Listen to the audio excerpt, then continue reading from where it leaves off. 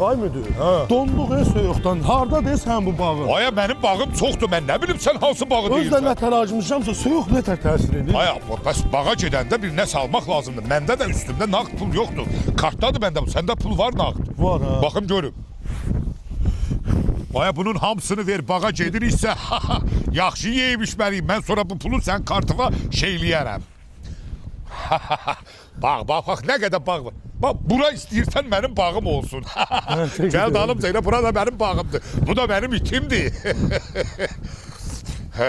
Keç, birinci sən keç. Hə, bax bura mənim bağımdır. Burada bir 700 metr uzunluğunda baseyn tikəcəyəm. Burada 18 mərtəbəli villa tikəcəyəm. Hələ mən o villanın 5 mərtəbəsini sənə hədiyyə eləyəcəyəm. Vay bəs səbəb kimə verməliyəm? Mən sənə verməyim, kimə verim o villanı? Ondan sonra burada bir 3500 ədəd qoyun üçün yer saxlayacağam. Ancaq özümüz kəsib yemək üçün.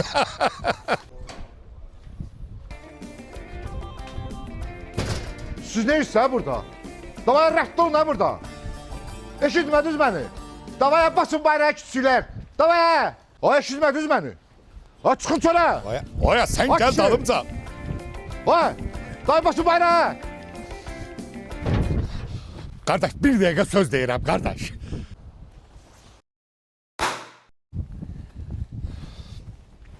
Hə, yaxşı, işindən Nə oldu, məşğul ol. müdür?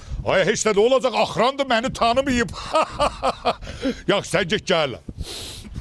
Ay, bunun əlinə pis ağırdı, pis vurdu ya. Üzüm qanqrena verdi.